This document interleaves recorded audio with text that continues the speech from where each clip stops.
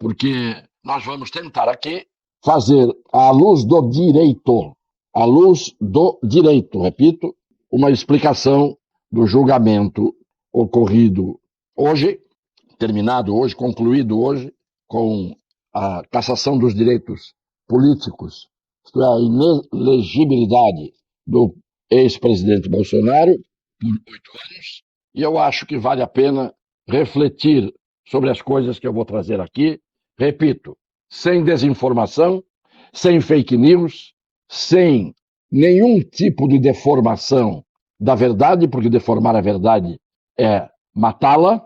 Nós vamos falar aquilo que é o correto. A decisão esperada da inelegibilidade do ex-presidente Jair Bolsonaro acabou acontecendo.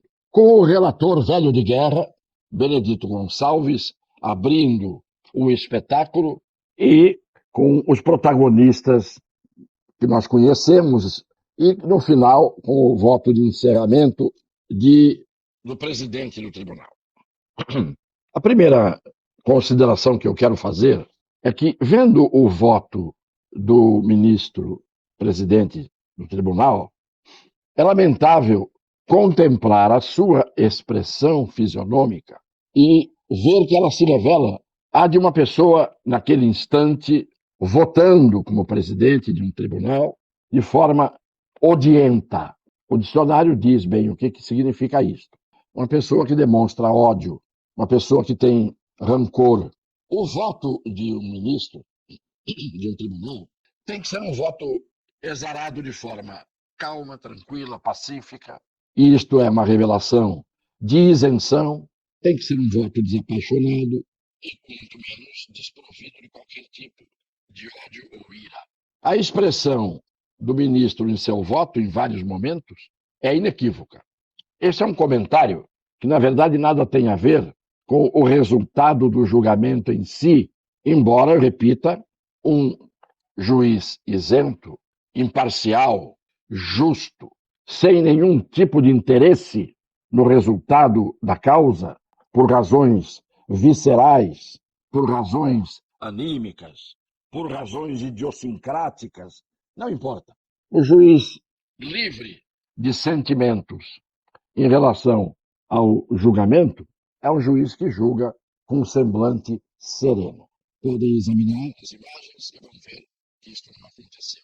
Como não acontece nunca nos casos em que esse ministro julga casos que não são da rotina dos julgamentos no tribunal. São casos que têm a ver com o que tem a ver. Muito bem. O ministro relator, Benedito Gonçalves, ele é aquele que todo mundo já sabe que na cerimônia em que estava sendo diplomado o senhor Luiz Inácio da Silva, é aquele ministro que por 2 vezes tomou afetivos afagos consubstanciados em tapinhas no rosto, o que revela uma intimidade entre o diplomado e o ministro. Ele teve várias atuações nesse tribunal que mostram suas simpatias, pelo menos suspeitas. Pode ser que não haja essas simpatias, mas os tapinhas no rosto não ficaram bem e não ficariam bem em tribunal nenhum do mundo quando se trata de um ministro que está julgando alguém mais tarde ou mais cedo, ou os seus adversários, e tem que ter isenção. Ele é o mesmo ministro que sussurrou no ouvido do atual presidente do TSE, missão dada, missão cumprida. Sabe-se lá que missão foi dada? O fato é que ela foi cumprida. E se fosse uma missão pública e notória, ou que pudesse se tornar pública e notória, e pode ser até que seja, não custaria nada, seria de bom tamanho, que se dissesse do que se tratava a missão dada e missão cumprida. Esse ministro redigiu um voto, não ele, os seus assessores, evidentemente, de 400 páginas. 400 páginas são, pelo menos, equivalentes, em média, a 4, 5 volumes de um processo. Isso só um voto. Para que dizer tanto por tão pouco? Se, como disse o ministro Alexandre, o caso era até simples. é muito esforço para argumentar a favor do que eles acham que era o óbvio, isto é, a justiça da perda dos direitos políticos, da inelegibilidade do presidente que deixou o poder no dia 31 de dezembro. O que me deixa, não odiento, porque não sou, o que me deixa apenas surpreso e negativamente surpreso é ver que, diante de todas as decisões que estão sendo tomadas aqui, ali, acolá e al de lá, como diz o italiano, essas decisões tomadas ao arrepio da lei, da Constituição e às vezes da prova dos autos, elas são festejadas de forma exultante. E é isso que me entristece. Por jornalistas, por juristas, por professores de direito, por advogados, por membros do Ministério Público, por membros da magistratura e, o que é mais grave, por estudantes universitários de direito. Eu sou de um tempo em que não era preciso que se levantassem em alarido os juristas e os grandes professores para protestar contra o descumprimento da Constituição e das leis. Os estudantes de direito saíam às ruas e faziam ecoar sua voz, criando, inclusive, todo o clima que embasou revoluções históricas em favor do cumprimento da Constituição. Onde nasceu a Revolução Constitucionalista de 1932, em São Paulo? Na Faculdade de Direito do Largo de São Francisco, de triste memória pelos tempos de hoje, de saudosa memória pelos notáveis tempos de ontem. Pois bem, esses jornalistas que hoje são a favor do torto e da censura são desavergonhados. E um jornalista desavergonhado não é jornalista. Eu sou jornalista. Sou advogado, professor de direito no Brasil e no exterior, e sempre fui discreto. Emiti sempre opiniões com muita reflexão e com muito cuidado. Esses jornalistas são, lamentavelmente, a escória do jornalismo, porque o jornalismo é algo grandioso, sagrado, e à custa desses jornalistas de ficção, o jornalismo vai caminhando para a sua extinção. Pior ainda, são esses advogados, esses promotores, esses juízes, esses professores, que não são maioria, claro que não são, que assinam uma carta pela democracia e depois batem palmas, escondidinhos num canto, palmas de silêncio, de omissão. É triste ver tudo isto e é um absurdo que a gente veja tudo isso. Já temos falado aqui há um tempo, daqui a pouco vou entrar especificamente na parte do julgamento, que terminou hoje. Já temos falado aqui há algum tempo sobre a censura, sobre a restrição à liberdade de opinião garantida explicitamente na Constituição. Temos falado constantemente sobre a liberdade de imprensa, liberdade de informação. Temos falado sempre isso. E temos falado na regra expressa da Constituição, que diz que não se admite nenhum tipo de censura. Vamos ver o que disse a ministra Carmen Lúcia, que votou hoje pela cassação do acusado. O que ela disse recentemente, sendo relator o mesmo Benedito Gonçalves dos tapinhas no rosto. Num outro caso, que era o caso da censura prévia ao Brasil Paralelo. Dia 18 de outubro. Vejam o que dizia a ministra senhora Carmen Lúcia. Relator Benedito Gonçalves. Presidente, este é um caso que ainda tem sede preliminar, é um caso extremamente grave, porque, de fato, nós temos uma jurisprudência no Supremo Tribunal Federal, na esteira da Constituição, no sentido do impedimento de qualquer forma de censura. E medidas como essas, mesmo em fase de liminar, precisam de ser tomadas como se fosse algo que pode ser um veneno ou um remédio. E neste caso, portanto, como se trata de liminar e sem nenhum comprometimento, presidente, quanto à inteireza de manutenção no exame que se seguirá, eu vou acompanhar com todos os cuidados o ministro relator, incluída aí a parte da linha C da decisão, que é a que me preocupa enormemente. Não se pode permitir a volta de censura sobre qualquer argumento no Brasil. Este é um caso específico e que estamos na iminência de ter o segundo turno das eleições.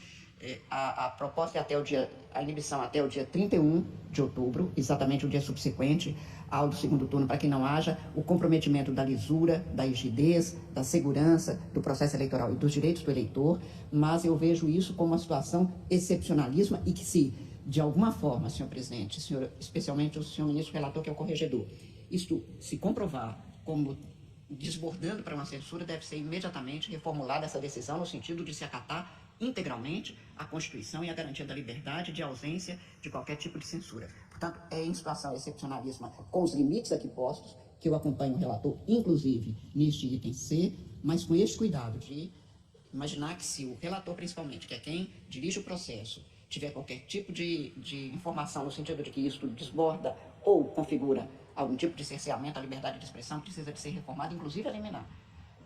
Com esses cuidados que eu, portanto, vou acompanhar o ministro relator, inclusive neste item 6. Quantos cuidados não, ministra Carmen Lúcia? Que fala hesitante, fala em jurisprudência do Supremo Tribunal Federal, qualquer tipo de censura, e essa jurisprudência foi firmada a partir, inclusive, de uma manifestação de um voto enfático do ministro Alexandre de Moraes, afastando a possibilidade de qualquer tipo de censura, mas as palavras deles não se sustentam em pé. E é isso que eu maldigo com a minha idade, com a minha experiência, com a minha vivência e com o meu culto ao direito. É isso que eu maldigo. Pessoas que não se sustentam em suas opiniões. E isto vale para quase todos eles. Dizem uma coisa hoje, desdizem o que disseram amanhã. Com todos os cuidados, ela diz, não pode desbandar, é a expressão que ela usa, para a censura, que não se admite de forma nenhuma na Constituição. E depois de dizer isto que é verdade, que não se admite censura, ela faz uma censura prévia, dizendo que é excepcionalíssima. Quando a Constituição, que está aqui, não admite excepcionalismo nenhum com relação à censura. Então, isto mostra por que é que o Supremo Tribunal Federal é alvo de críticas. E como disse o ministro Alexandre de Moraes, naquele voto em que dizia ser inadmissível a censura, mas depois passa a ser admissível, ele dizia, quem não quer ser criticado, não entre para a vida pública, não assuma cargos. Isto é fácil de dizer hoje. É mais fácil ainda desdizer amanhã. Por isso, quando eu faço a crítica de forma constitucional, dentro da lei, sem ofensa, mostrando onde está o absurdo entre o valor que o ministro sustenta ontem e que transforma em desvalor na sustentação de hoje. Na sagração de um direito ontem, na negação de um direito hoje. São os mesmos ministros, do mesmo tribunal, que firmam uma jurisprudência em 2021 e a implodem em 2023. Onde está a mentira que eu estou dizendo até agora aqui? Onde está a desinformação que eu estou prestando até agora aqui? Onde está o meu direito de crítica que eu estou fazendo aqui? Na Constituição, em cuja esteira a ministra Carmen Lúcia diz navegar, em cima da jurisprudência que ela admite existir. Então só me calam, e só me cancelam, e só me caçam pelas coisas que eu digo aqui, praticando um absurdo crime de abuso de poder, negando a Constituição e as leis. Porque o que eu estou dizendo é dentro do direito e da justiça, da verdade e da lógica. Pois bem, quando ela fala que às vezes é preciso haver uma censura, digamos, provisória, como se fosse a diferença entre um veneno e um remédio. Veneno é veneno, remédio é remédio. Não há como, na interpretação da Constituição, tomar um remédio para curar, em vez dele tomar-se um veneno que mata. Ela diz, não se pode permitir a volta da censura de maneira alguma. E a censura volta triunfante, aceita de forma aberrante, injurídica. Mas agora eu vou para o julgamento. Vejam dois trechos da fala do voto publicado pela televisão, pelo canal da TV Justiça. Vejam duas falas, um intervalinho, depois vem outro pedaço, do ministro Alexandre de Moraes, o último a votar. E reparem na expressão dele enquanto fala. A ser definida é se a convocação oficial de embaixadores estrangeiros, convocação essa realizada diretamente por um presidente da República, utilizando-se do cargo, do cerimonial da presidência, presidente da República, pré-candidato à reeleição, uma convocação ocorrida há menos de 2 meses e meio do primeiro turno das eleições presidenciais, com a utilização de recursos públicos, Palácio da Alvorada, toda a infraestrutura da presidência, inclusive transmissão ao vivo pelo canal oficial, a TV Brasil. Se essa convocação para a realização de longa exposição, ou como aqui várias vezes foi denominado, um monólogo, com fartos ataques ao sistema eleitoral, à justiça eleitoral e seus membros, com a utilização flagrante, como será demonstrado, de desinformação e notícias fraudulentas. Este é um começo importantíssimo, um trecho importantíssimo, mas logo a seguir vem um outro trecho. Determinou que 2 dias antes, isso consta nos autos, uma reunião com altos representantes diplomáticos, determinou que a TV Brasil transmitisse, e a partir disso, no modus operandi, que lamentavelmente segue e seguiu durante todo o mandato, as redes sociais divulgassem a desinformação produzida nessa reunião. Veja, de oficial, só o desvio de finalidade praticado pelo então presidente da República, porque o Itamaraty não só não organizou, não foi avisado e não participou. Em primeiro lugar, ministro Alexandre de Moraes, o Itamaraty é órgão subordinado ao presidente da República. Se o Itamaraty pode organizar, com muito maior razão pode o presidente organizar o encontro, porque ele é superior ao ministro das Relações Exteriores, que ele nomeia. O Itamaraty é subordinado à presidência da República, como todos os ministérios são. Então, se o Itamaraty podia organizar e não organizou, o presidente não pode. Quer dizer, se quem manda mais não pode, quem manda menos poderia. Veja o erro em que o senhor incorre ao fazer esta afirmação. Mas não apenas essa afirmação.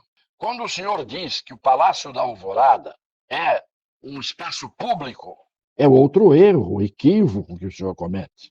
Porque o Palácio da Alvorada é a residência oficial do presidente da República. Então, o presidente da República tem ali sua vida privada e nada impede que ele convoque para um encontro pessoas dentro da sua residência oficial, que é uma residência tão privada quanto a minha, ministro, e quanto a sua. Só que na minha, por exemplo, não há seguranças, não há funcionários públicos a meu serviço. Na sua há, na do presidente há, e os senhores são funcionários públicos. Então é um equívoco. O Palácio da Alvorada não é espaço para visitação pública, é espaço da vida privada e da intimidade da presidência da República. E eu fui o autor desse artigo 5º, inciso 10, que diz que são invioláveis a vida privada e a intimidade, a honra e a imagem das pessoas. Na Constituinte, fui eu que fiz esse artigo, inteiramente.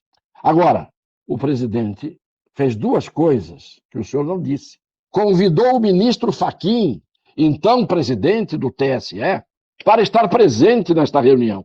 Não era, portanto, algo feito a portas fechadas. Convidou o ministro Fachin, presidente do TSE, para estar ali. Convidou a TV oficial para mostrar o que estava acontecendo ali dentro.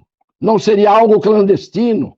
Se o presidente da altura fosse dizer mentiras, fosse fazer ataques às instituições, ele mesmo estaria com o testemunho do ministro Fachin, se o ministro Fachin atendesse o seu convite para estar ali, e a televisão oficial, ela própria teria mostrado som e imagem do que teria acontecido.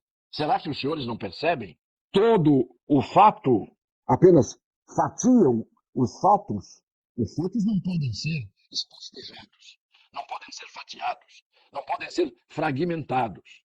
Pois bem, só que o ministro Fachin, vejam o que ele diz neste vídeo 2 meses antes do convite do presidente aos embaixadores, vejam o que disse, o que fez o ministro Fachin no dia 31 de maio. O presidente convidou o ministro Fachin, que recusou o convite, alegando que ele tinha que ser imparcial. Mas dia 16 de julho de 2022, 2 meses antes, quase, um mês e meio, no dia 31 de maio, vejam o que fez o ministro Fachin. Por isso, permito-me convidar o corpo diplomático sediado em Brasília a buscar informações sérias e verdadeiras sobre a tecnologia eleitoral brasileira, não somente aqui no TSE, mas junto a especialistas nacionais e internacionais, de modo a contribuir para que a comunidade internacional esteja sempre alerta contra acusações levianas. A integridade e a fidedignidade das eleições brasileiras tem de ser demonstrada não por frases desconexas ou declarações vazias, mas por relatórios fundamentados de especialistas da matéria. Por essa razão, este Tribunal Superior Eleitoral instituiu a Comissão de Transparência Eleitoral e o Observatório de Transparência Eleitoral, iniciativas que reúnem dezenas de entidades fiscalizadoras e centros de pesquisa em tecnologia que buscam aprimorar e trazer ainda mais visibilidade à segurança de nossas eleições. Por essa razão, convidamos, de forma inédita e em diálogo com o Ministério das Relações Exteriores, vários organismos e centros internacionais para constituírem missões de observação eleitoral no Brasil. O ministro Fachin não teria que falar com o Ministério das Relações Exteriores, que está subordinado ao presidente da República, para convocar esses organismos internacionais. Mas ele mesmo disse que convidou as representações estrangeiras, os embaixadores, para se informarem sobre as eleições. Antes de o presidente Bolsonaro fazer isso. Aliás, o presidente Bolsonaro fez isso em razão da atitude do ministro Fachin, quando chamou os internacionais. O presidente Bolsonaro também chamou os internacionais para mostrar, segundo ele, o outro lado da história. Mas convidou o ministro Fachin para estar presente. E o ministro Fachin, que é do Poder Judiciário, pediu ao Itamaraty, que é subordinado ao presidente da República, para o Itamaraty intermediar a vinda das entidades internacionais. Por isso que eu digo, quando o argumento é sério, lógico, não há resposta. Mas mais do que isto, é importante dizer que o Itamaraty não é subordinado ao Poder Judiciário. Então, o ministro Fachin passou por cima do presidente da República para pedir a intermediação do Itamaraty. E repito, o presidente da República não reagiu contra isso, apenas disse, bom, agora eu vou falar, eu, com os internacionais, mas vou convidar o ministro e vou mandar televisionar para não esconder nada do que vai acontecer lá dentro. Pois bem, o que fica claro nisto? Que o presidente Bolsonaro estava e sempre esteve, tanto que tem um projeto de lei dele que foi aprovado e depois desaprovou, o Congresso desaprovou por interferência de outras forças, a favor do aprimoramento das urnas com a comprovação do voto. Porque nós todos brasileiros votamos no escuro e isto ninguém pode negar. Nós vamos para a cabine, apertamos os botões, saímos e não temos uma comprovação física, visível, que permita a auditagem. E aí eu volto ao ministro Fachin para chegar no encerramento dessa digressão. O que aconteceu? O ministro Fachin disse sobre a lisura do sistema, mas ele pediu que viessem fiscais, fiscalização nacional e internacional, peritagens, para fazer a auditagem do sistema eleitoral. E quem ele convidou, entre tantos?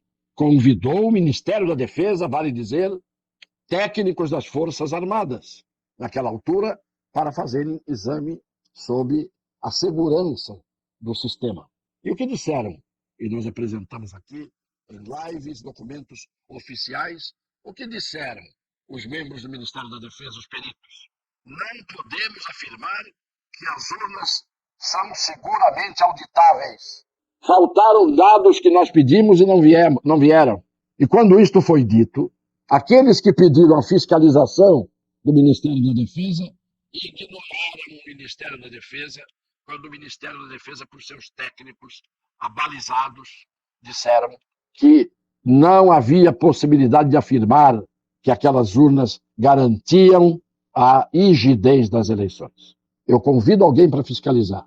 Alguém me fiscaliza e diz: está faltando dados, eu não posso, com isso, chegar à conclusão. E pelo que eu tenho aqui, não há como afirmar que está tudo certo. Eu ignoro o que esta pessoa diz. Eu não quero saber onde estão as falhas que eles encontraram, o que lhes faltou de informação. Com base nisto, e eu não sou advogado do acusado, eu sou advogado do direito. Eu sou advogado do que é justo. Eu sou advogado do que é isento e imparcial. Eu sou advogado lidando com fatos, argumentando com lógica.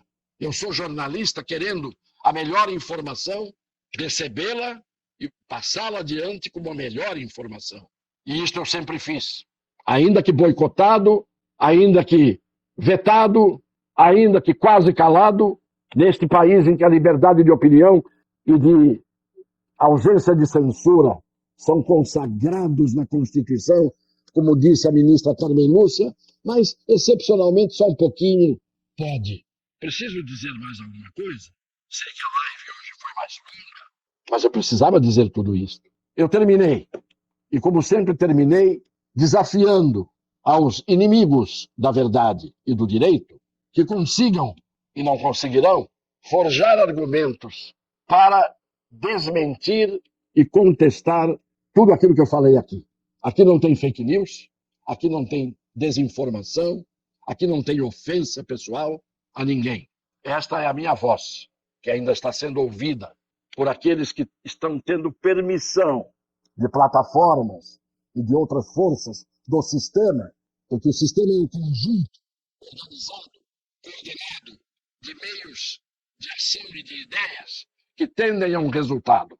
Esse conjunto coordenado de meios de ação e de ideias tendentes a resultado reúne uma porção de farinhas diversas, mas todas do mesmo saco. E é difícil enfrentar esse sistema quando muitos dos seus agentes estão nos cargos e no exercício do poder. Um beijo no coração das pessoas de boa fé.